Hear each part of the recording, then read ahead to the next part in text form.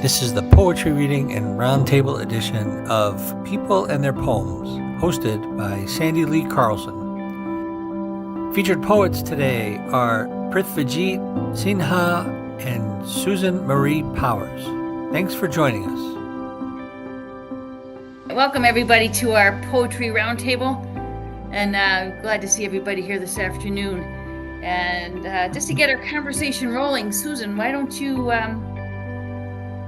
share with us some poetry? All right. And remind me how this goes. Do I just read my 4 poems in a row? Is that what I do? And then we'll go with the round robin? Yes, I see Ed nodding. Yes. Okay. Okay. Yeah. And if you want to introduce them at all, you go right ahead. You know, whatever you want to do. All right. Thank you. Sure. So I'm going to start with a poem called Pilgrimage. And I was inspired to write this poem by a friend of mine as she told me her story about taking care of her mother, who is in the advanced stages of dementia. And I have a little, after the title, I have a little information to orient the listener. Pilgrimage. When the Black Death plague ravaged medieval Europe, many people made a pilgrimage to the Canterbury Cathedral to pay homage to the religious martyr, St. Thomas Becket. They were seeking healing, respite from the hardships of medieval life, and eternal salvation. As my husband would say, kind of a tall order, but there you go. Bedraggled pilgrims stumbled toward Canterbury, some with horses, their weary nostrils blown wide. Wooden wheels stick in mud, but faith drives them on. They yearn to kiss Becket's footprints, clutch bone relics against their hearts.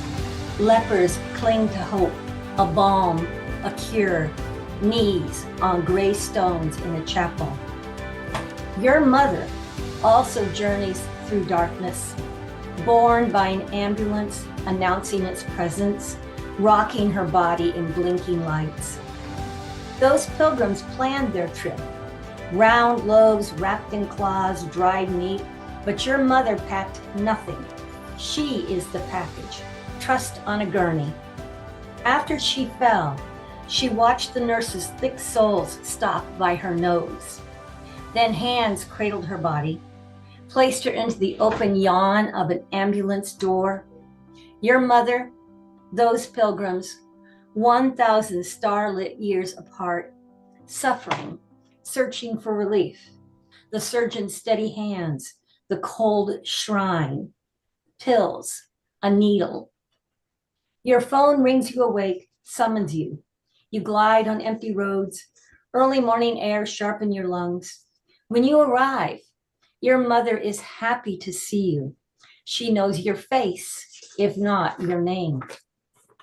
In the yellow light of the ER, the endless waiting room, you read to your mother the stories she loves about crusty Vermonters wrestling with tractors, demanding privacy. A harsh sun bore down on the pilgrims. They leaned against canes, wore out their shoes, prayed to saints. At night, they told stories of vain roosters and human error, body tales with determined widows, greedy men, corrupt priests. Like your mother, the pilgrim's eyes gleamed, hungry for life, folly, and all. Your words transport your mother. Your words envelop her in love. Your words are the glittering stones of the shrine, the grail. Love flickers, warms your mother's beating heart, heals her wounds. We are travelers all. We search for our stories, long for the ending, dread the dark night of denouement, the quieting of blood. Hold our relics close to our hearts. Hold the hands of those we love. Thank you. And as I said, that was inspired by my friend. She reads the same book over and over to her mother because her mother doesn't remember. She's heard the stories before and she just loves them. Makes her laugh every time. All right. My next poem is called Gather My Chi. I do Tai Chi, and I have performed this poem when I'm reading at a podium. I'm just going to use my hands. I'm not going to stand up, but I'll use my hands. So throughout the poem, there are some Tai Chi moves. It's also, I was experimenting. This poem is a sestina, so it does follow that form. Gather my chi. Water cascades down high mountain.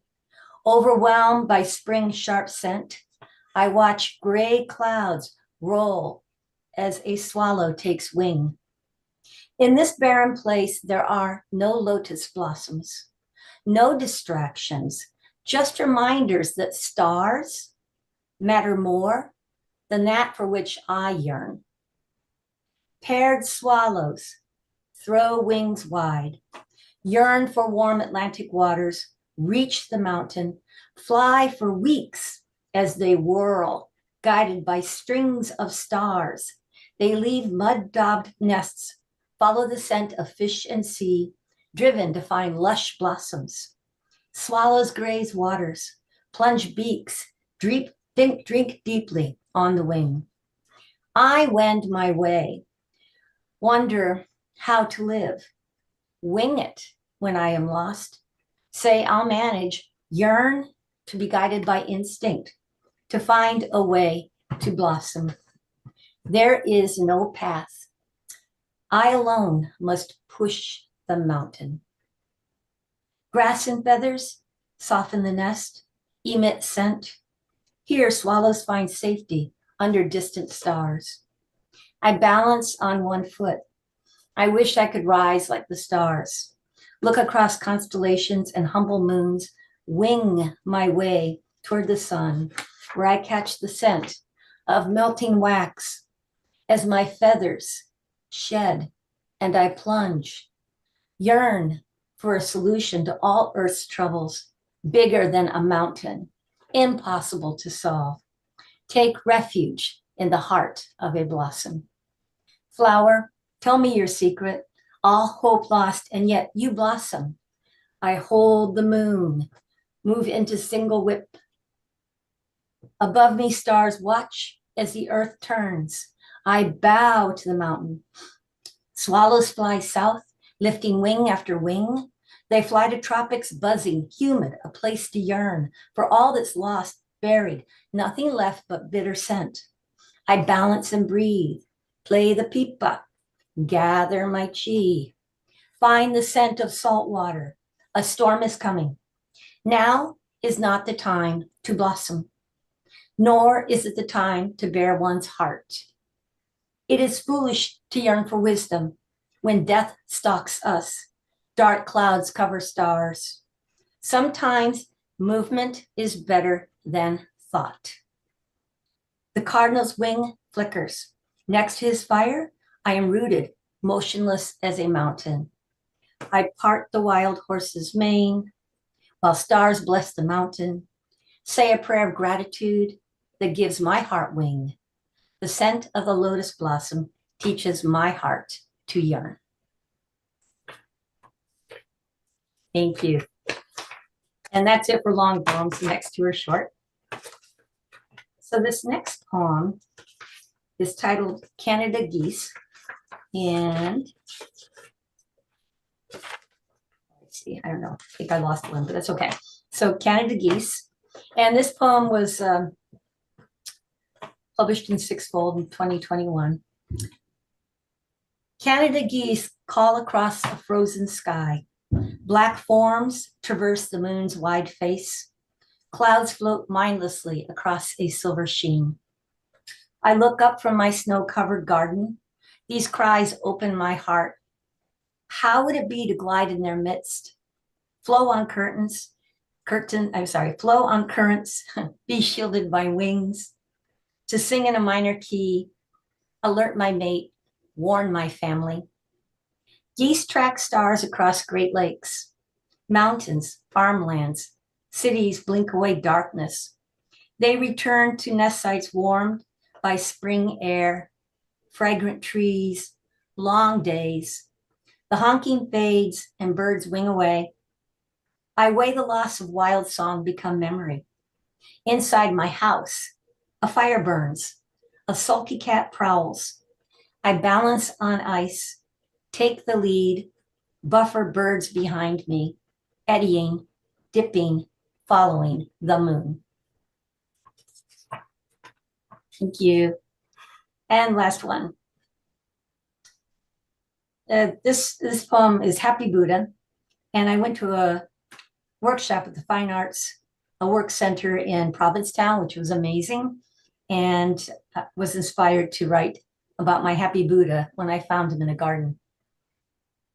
A stone Buddha in Provincetown squats among singing lilies and gladioli. Their summer voices blare orange pastels in loudspeaker fashion. Buddha, how do you resist the urge to swing your plump hips to this sunny blast of colors? Surely you must rise from that lotus position and belly dance among the cone flowers. Your lovely round tummy smoothly undulating in the afternoon sun. The loon's tremolo admires you, and roses twining the fence beg you for a kiss. Maybe a tango would do as you pull their vines hither and yon. And before you foxtrot back to your spot, take me in your arms for a sexy waltz. Look deeply into my eyes, and I will sigh as you pirouette into place, already missing your strong arms. Nice, I like that. Thank you very much. Thank you so much, Susan. Anybody want to jump in and comment on Susan's poetry? Love it. Well, Oh, thank you.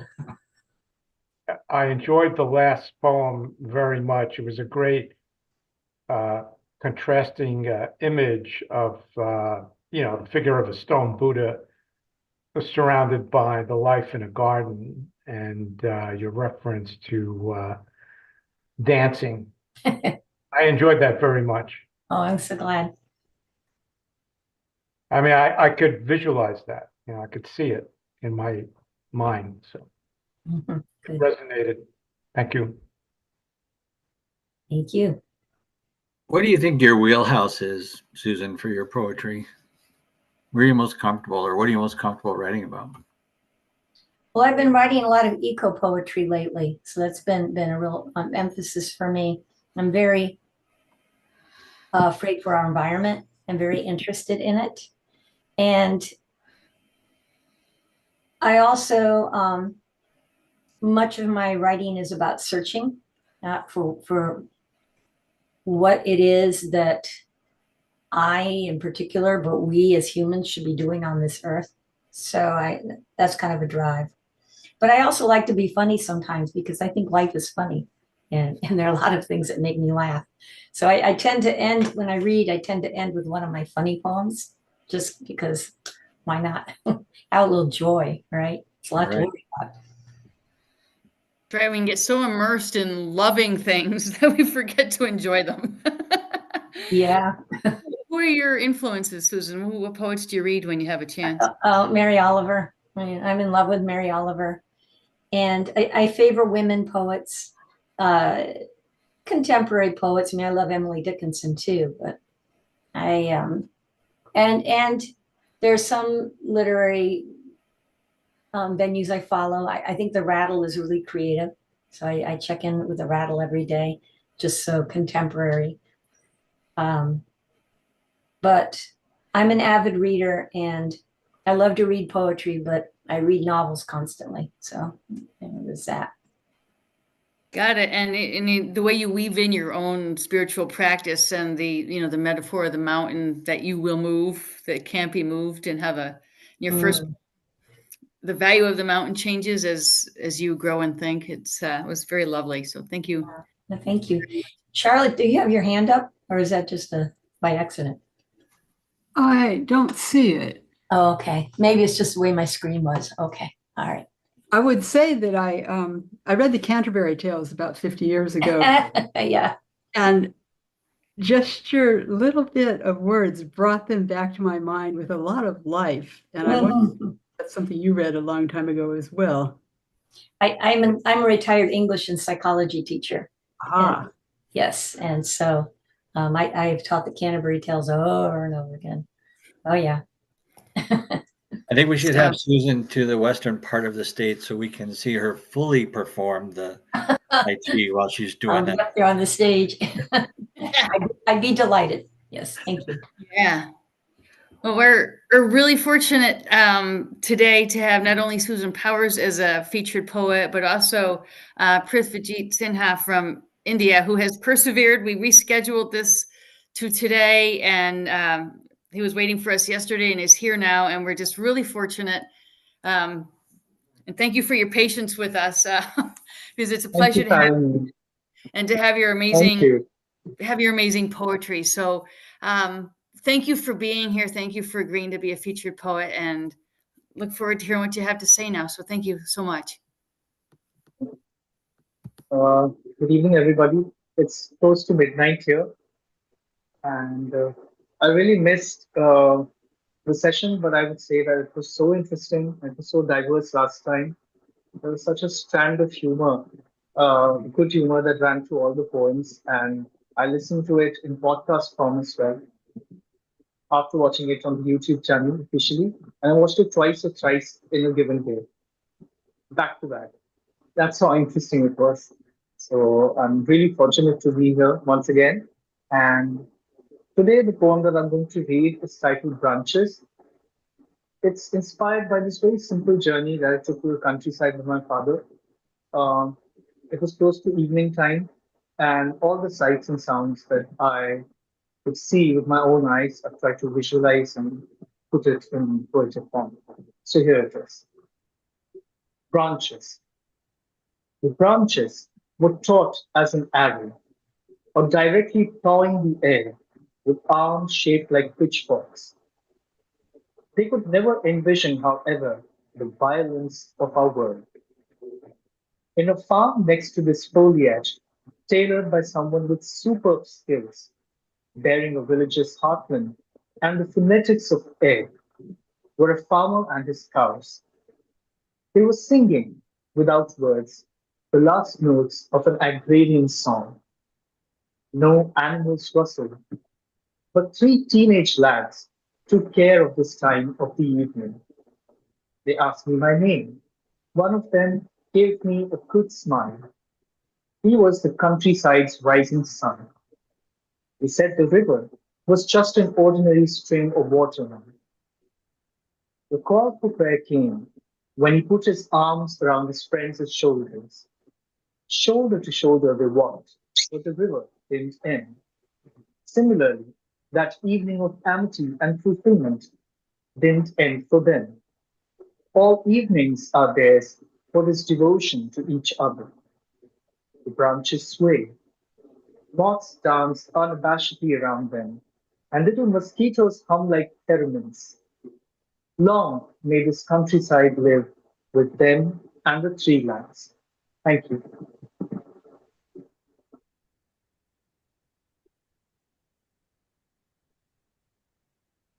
Thank you. Did you want to read another poem or two, Prithvijit? You're more than welcome to. Yes, I would like to read another poem. Okay, Thank you very much for that. Okay, so this poem was written when, of course, I was in the throes of a very bad spell of viral fever for at least 2 or 3 weeks. And while the world completely, sort of went topsy-turvy around me, I finally found the strength to write down all my feelings in words. And this poem was one of them. It also signaled the coming of spring, and so it's titled Spring. A sensitive sky is a bar. The light comes. It reveals familiar sounds, beaks and energetic wings, and so many moving temperaments. It also tenderly reveals green increments in the nearest corner of our world, schooled by the binaries of flora and soleil. Multiplicities reside here, cradled by an enigmatic river as it takes a nap. March curls its toes and looks up. There is no match for the bougainvillea's ethereal jewelry. If a sensitive sky is a bard and has curious eyes for these sweet inspirations, the earth is a cradle for spring. Only this time, the earth is a father molding himself under a sensitive sky. Thank you. Thank you so much. Oh, that last line was really, really evocative. The earth is a father molding himself. Under a sensitive The Yes. sky, Thank you yeah, very much. not what we expect when we have the archetype of the Earth Mother. That's really, really, Yes, really makes you. mine, yes. Sorry to interrupt. No, you're fine. Did you want to say some more about that? Yes, my idea exactly was to, present a picture of the Earth because we often see it as the Earth Mother, which of course it is. But in a world which is already, riddled with so much, how should I put it, distorted ideas of masculinity, and of course the gendered relationships, which have not given us anything positive across centuries and years and decades. So I thought, why not end this poem on a note where the paternal feeling that we associate with nature can come forward to the surface. And, it can mold itself along with the romanticism and the imagination that poetry begets. So that was only my simple idea. Well, yeah, it just challenges the anthropomorphism that we the anthropomorphic ideas that we attach to things. And it had me Yes, thinking, maybe we say Earth is mother and then we mistreat her. If Earth is father, absolutely. we end up maybe thinking, when father comes home, we might be in trouble. You know? Your poetry was full of challenges. Also, the palm branches that were shaped like pitchforks. You know, Oh, I yes. mean, yeah, I mean, coming out of a Christian tradition, the notion of palm trees heralding peace, and yet they're shaped like pitchforks. It just really, you got me thinking, and I appreciate being wakened up by your poetry. So thanks a lot, Prithvijit. Thank you very much. Thank you. You had said in one of the other sessions you were on that uh, you think in your language and then translate it to English or something like that. Yes. Um, Yes. do you have anything like handy you could read in your or native tongue, or can you read a piece of one of the ones you read in your native tongue so we could hear the different subtleties and things maybe? Yes. In fact, the poem that I read first, Branches, I wrote another poem called An Evening, which is sort of a companion piece uh, to that particular one. Actually, it was my sincere wish that if I could recite a poem or, a few couplets in my own language. So what I'm going to read are just a few introductory lines from that poem. So while you say an evening in English, you say it as wo sham in the Hindustani language. So it basically is a mixture of Urdu and Hindi. Both languages are equally important within India and across India, especially in the region where I live, that is Lucknow, which kind of honed this language beautifully and has continued to maintain that. So if you allow me, I'll just read the introductory lines. वो शाम अंधेरे यतीम खानों से सांझ दूर भाग रहा है साल के पेड़ों से जंगल कितना भरा हुआ है जैसे नदी की ताजी धारा मुसलसल नौके को आगे बढ़ा रही हो उन पेड़ों से निकलती आखिरी धूप खेतों की परिक्रमा कर रही है and if we have time can I just also read the English translation of that? Of course, please do. Thank you. and evening in the countryside in parentheses. The dust has run away from dark orphanages. Families of Sal cover the forest with abundance, just like the river's buoyant currents guide the grand boat ahead. The last blossoms of warm sunlight emerge from among those trees and now circumambulate around the farmlands. O medicine takers, come. The winds are not fidgety. Treat them unhesitatingly. Gather around here. The tasteful smell of curries coming from the maternal homestead has turned this evening into a dominion of delectable flavors. Tell sleep to resist. On your feathery shirt hung on the clothesline, something intangible occurs. Watch how the moonlight soothes its torn parts. Those particles filled with voluminous light will now dispatch a night's worth of beauty for all days to come. Thank you. I basically read the whole poem. Well, thank you for the opportunity. It sounds like in hearing you, it sounds like your rhythm in both languages is pretty consistent. Do you have is it hard sometimes to get the same rhythm going from one language to another? Sometimes it may be hard when you write or when you get down to write it because you want to get the nuances in just the right dose. You want to keep the tone subtle because Urdu, especially or Hindustani, is a very subtle language. So it calls for a lot of intricacies and nuances. And sometimes translating those words requires a lot of, nerve-wracking work. But ultimately, find the rhythm because you speak in that language, you hear it all around you. And I try to keep both languages together as much as possible in terms of writing and also in terms of translation. So it gives me a lot of freedom. All right. Thank you. Thank you. Did anybody want to chime in or comment? I do want to say that I love the images. It works very visual and beautiful. And there are a lot of emotions. So quite a Thank range. you. Yeah. I actually also take photographs.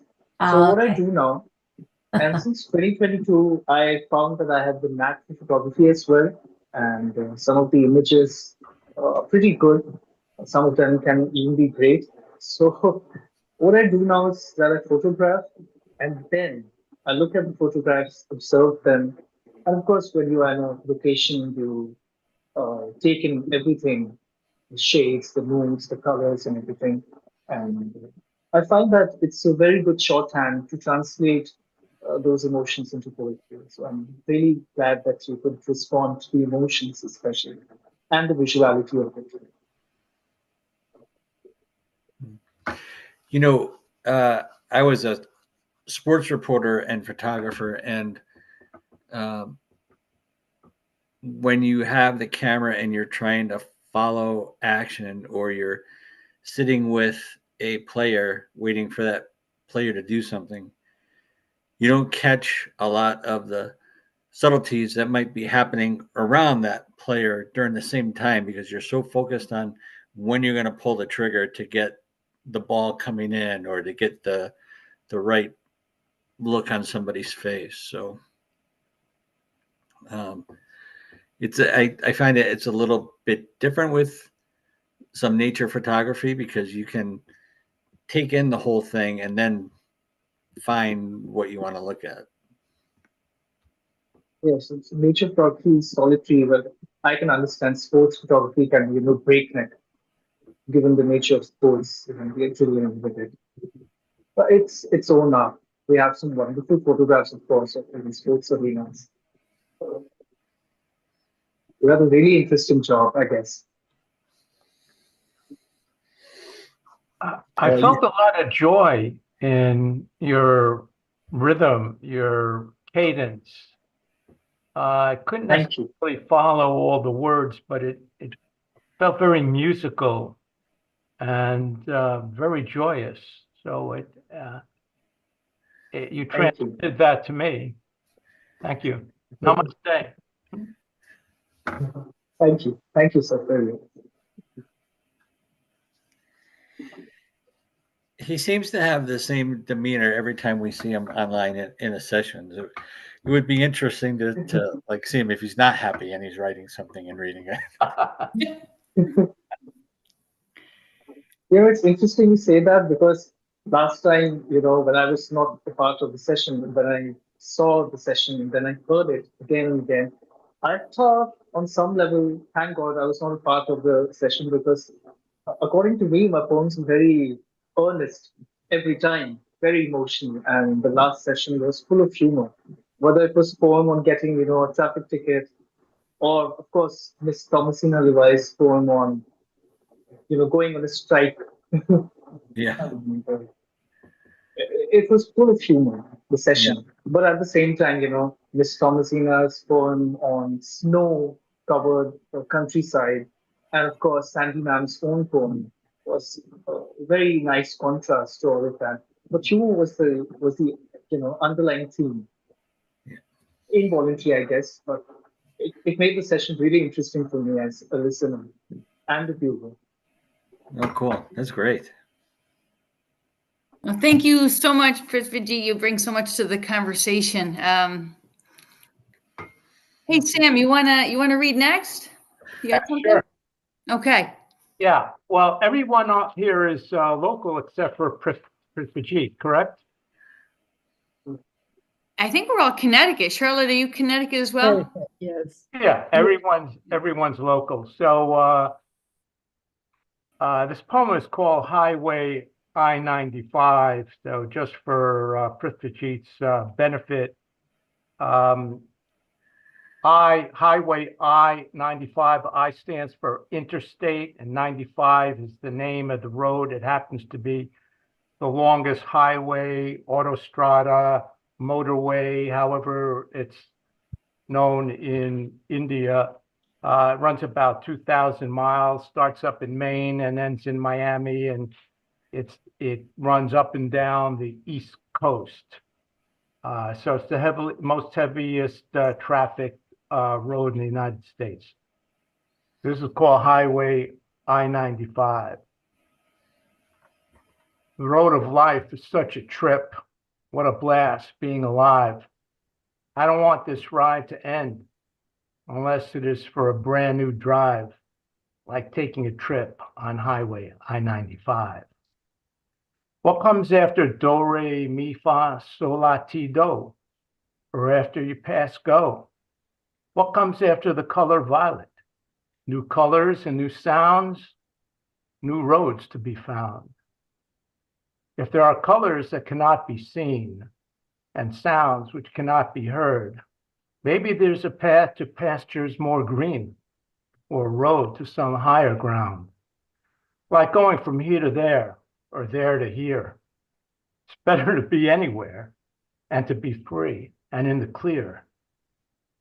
I don't want to die, so I'll just fade away like a flower falling into the ground, or today becoming yesterday, like a bubble bursting on a pond, or a song after the last note sounds. I'll just get myself a brand new car and go on an all-new drive. I'm not sure where I'm going, but I'm feeling totally alive. It'll be a gas taking another trip on Highway I-95. I'm sure you all know Highway I-95. To be avoided. When I was in college and we took a spring break trip to Fort Lauderdale, we thought, oh, what the heck? We're down there. We're going to drive up to Orlando. And so we're driving along and, you have to get off at a certain exit number and we're driving and the numbers are flying by.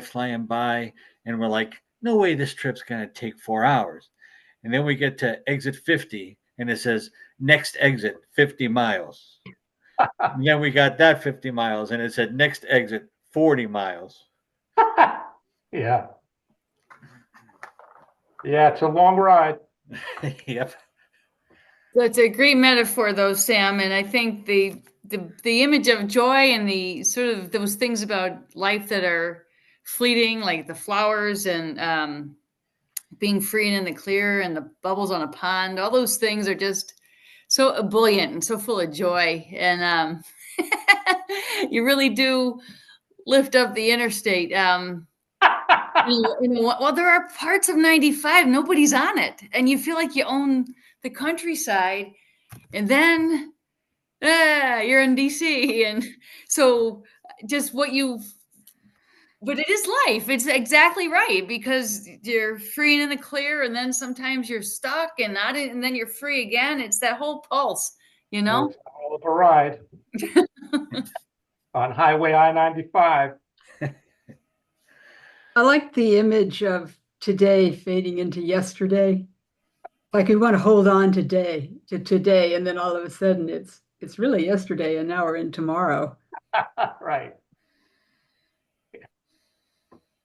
And you know, back to those flowers that fade. It's such a great image because, you know, it's funny, you know, if you walk now in the woods and you get the spring ephemerals, they don't last. You better get out there and enjoy them while they're there, because one hot day, 2 hot days, and those things are passing and replaced by the next thing and the next thing.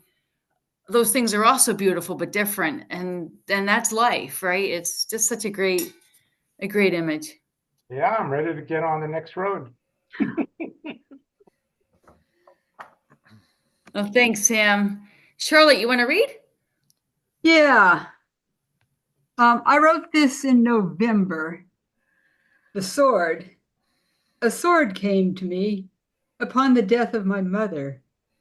The sword had passed down upon the death of my grandmother. As I stand, my left hand flies far into the distance to touch my grandmother's father's grandfather, a major in the U.S. Army. And now I raise in my right hand the sword he raised in 1812. This sword is heavy and worn. It is not the sword of a parade uniform. As I cut the air, my hand shakes. It is not just the blade's weight. After November 5th, 2024, it is the weight of defending a country.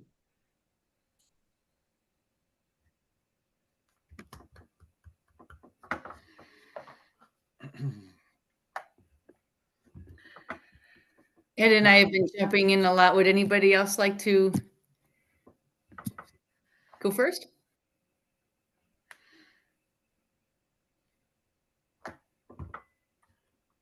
Maybe I'm not supposed to have done political poetry. Oh, I don't think that at all. I had trouble finding my unmute button here. No, I mean, I think that it's a powerful generational poem, and our country has gone through generations of conflict too. And no matter where people are in the political spectrum, I don't think anybody's going to disagree that we are in a crisis turning point right now.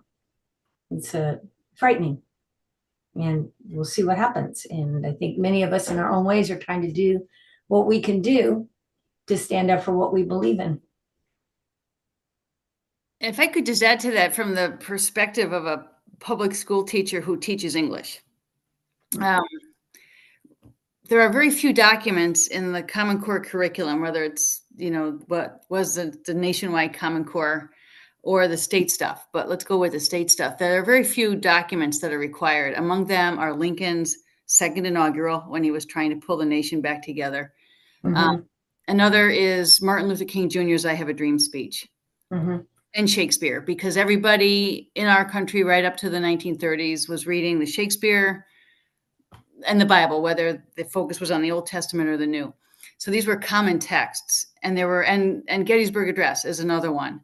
Mm-hmm. And I teach high school sophomores in an affluent town, and they didn't get the references, for example, to when he says 50 years ago, and he's talking about King Jr. is talking about 1863, the Emancipation Proclamation, and the Civil War in Gettysburg. That year was an important year in our history, but the kids don't get that 5 score is an allusion to 407 years ago, which was the Gettysburg Address. They don't know what the Gettysburg Address was about and why it was a pretty significant moment, a turning point in our history. And I think, and then all of us, I think most of us maybe, grew up singing "My Country 'Tis of Thee" after saying the Pledge of Allegiance. Yes. Right before you could sit back down, you had to get those verses out.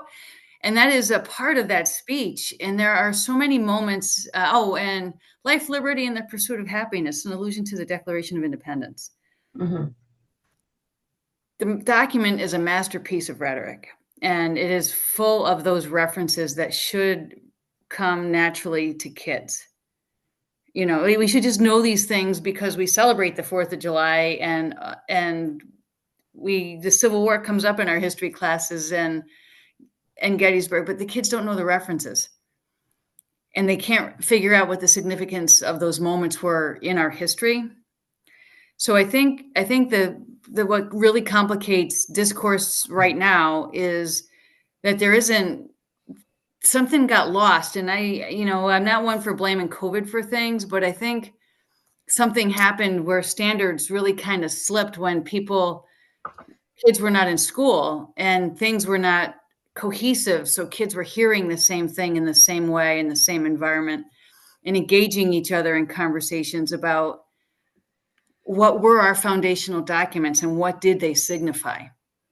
Mm-hmm. And I think for me right now, the question becomes, how do we get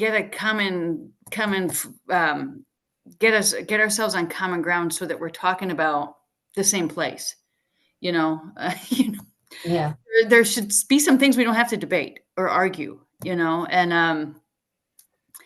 and why are those things up for grabs again? I'm not sure I understand how that happened, but it did. And I saw it this year. In fact, I had kids refuse to do the assignment connected with Martin Luther King Jr.'s speech. Oh, no. Wow. Yeah. And as if I were being partisan in some way. And Mm-hmm. what do you do with that? So I'm just putting that out there, as I think that the situation is really become complicated by the internet and a lack of common understanding about things. Like public schools are where you learn your values, you learn your history. Mm-hmm. It isn't a partisan delivery. It isn't a perspective. It's just timelines, and if I could be totally candid, there's no time to be partisan. You're just trying to get some facts and figures out there and get them in their heads, But anyway, I think that's the hard part, is that common ground. And I tell my students, I had an uncle who died in the Pacific. He joined the Submariners underage. His 3 older brothers were fighting in the Second World War in Europe and Africa, and he felt duty bound to join them, and he did. And he died in the Pacific as a result when the Japanese sank his submarine. And those documents mean something to me because I understand that sacrifice, because I live with those stories. Mm-hmm. And so your poem, Charlotte, resonates with me because I understand that investment on a personal level. Mm-hmm. But I also work with kids who don't have a sense of their own personal history to know what that might be. And I'm right now, so I'm going to stop. But I think that's why we need our poetry, and we need those things to retell those stories. If we can go back to the Odyssey, we can maybe go back to the Revolution. I don't know. Absolutely. The National Poet Laureate, Ada Limon, although I guess we have a new one now. I heard just a piece of her talk on some of the poems that she's written and how she wants to wake up the world. That's what poetry can do, is open eyes, wake people up. So there's a real place for it. And it's a good poem, Charlotte. Great images. And you read it well. I like that. Thank you. Yeah. I'm sorry I didn't see you do the entire performance of the Tai Chi. I do Tai Chi, and I could get well, I mean, the screen, I can't get Hold the Moon on the screen, but you know what it is. Yeah.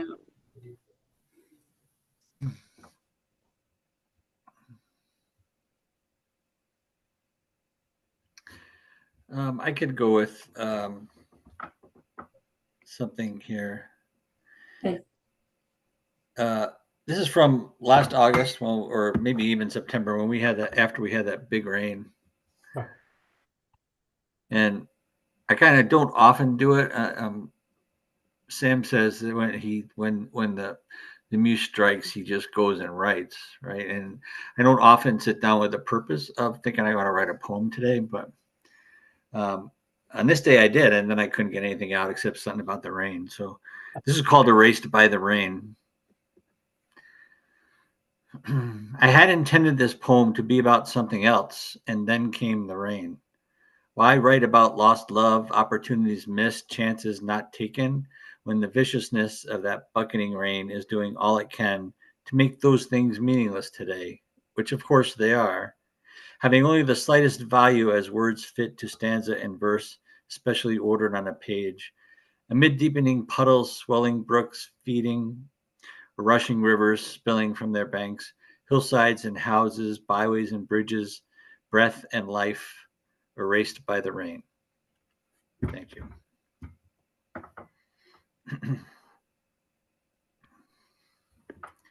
We were gone for 5 weeks this winter, and we came home, and our driveway had been erased by the rain. Yeah. Well- I think the way this week is supposed to go with all the rain also kind of led me to write that one, because there's been no pickleball for days. Driving me crazy. Well, that rain that day happened to occur on my birthday. So I will always remember that day and that 10-inch rainfall here. And I had water in my basement for about 3 days. Wow. It's known as the August 18th storm. Prithvijit, have heavy rains been a part of a symptom of climate change or of the weather patterns in your part of the world? Not so much here, but in the western part of the country, it's been a persistent problem. And of course, what I've noticed over the years, especially in the last 3 to 4 years, it almost rains during all the months, whether it's during all the seasons. In fact, it almost rained a few days back. It got cloudy.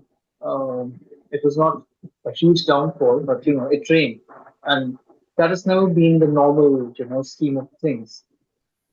I mean, I did not grow up and see this kind of a weather. If it was hot summer, it was the height of summer. If it was monsoon, we knew that it would begin in June, end around September. But now, almost every month is marked by some kind of rain. That's a cause for concern everywhere. It's happening everywhere. So that's a common unifier for Right. sure. I wonder to what extent the uncertainties that come with these erratic weather events and changes in centuries of weather patterns contribute to the crankiness or the sort of the intolerance or the impatience that we experience in political life as well. If on some level something isn't right and it expresses itself in other ways, the symptom expresses itself in some other form. It's hard. We have a local farm in Woodbury, and it's called The Farm, and you go out there to get your produce and you find out what they went through to cover the strawberries with plastic over before the rain came, to try to protect the crop, and they're at the mercy of whatever happens in their fields, and it just puts a different spin on what the price is on a packaged strawberries, and having tried to grow them and having become a regular customer of people who live close to the earth and live by selling their produce, I'm a little less bothered by the price. You realize they're putting a lot on the line to try to succeed as farmers. Right. Your turn, Sam. Okay. All right. Well, my this is a poem for Mother's Day in the United States. Prithvijit, that would be next Sunday. And Yes. I had a wonderful mother, but she was early for everything, and she taught me to be early for everything. And Huh. sometimes we would go to the doctor's office and be an hour early, like Oh, It's the same with my father. We reach everywhere 2 hours before. because the worst you could do was, and this just makes me feel doubly bad that we made the mistake about yesterday. The worst thing you could do is waste somebody's time, leave them waiting. It is. And when I was a kid in high school dating, if a boy was late for a date, my father would just pace and say, "I wouldn't go out there." You know, oh. movies, Dad. You know, it's like, but yeah, time is what we have. But I recently dedicated a crabapple tree, which is a native tree to Connecticut in the North Cemetery in Woodbury, which is got some ancestors in there. So mom's in with her distant past relatives. And it's a beautiful little crabapple tree. It's got a few little ailments, but my mother would have adopted it too. So anyway, this poem is called Delivery. Mothers give everything to their babies. I lost some hair and my teeth loosened when I carried you. It's what moms do. This is true for you, crabapple tree. First to flower, first to leaf, your blossoms fuchsia with the ruddy blush of spring on a cool morning, as your long drink of water, rich with earth gifts, rises to the ends of you, as you hold onto the face of the sun and grip the earth with roots sunk deep into the dark of history, pushing forth ruby gems, fruit that will become the feast of winter, when the deer, whose mothers gave them everything, will graze the cold world, walking possibly alone. That's beautiful. I like that. Thanks, Sam. Thank you very much. Thank you. Mhm. I love the way you speak to the tree in the context of the poem. It's wonderful. The cemetery lady's a little worried about it.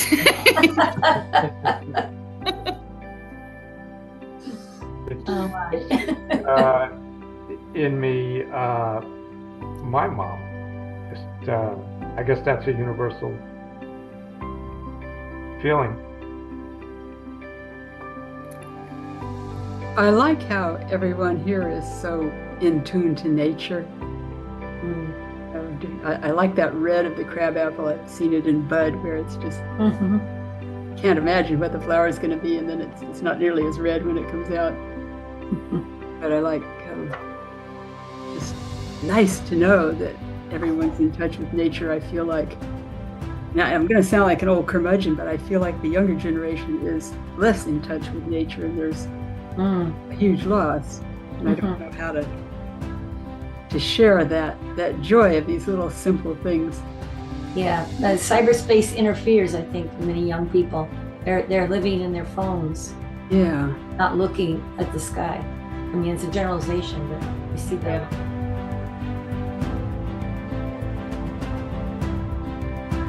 This has been People and Their Poems. Glad you could join us. If you'd like to know more about what we do, please visit our website at OreNogMountainPublishing.com. Check out our poetry anthologies and learn how you can take part in an upcoming collection. And learn more about our services. Let us help you publish your next book. Once again, this has been People and Their Poems, presented by Oronog Mountain Publishing. Have a great day.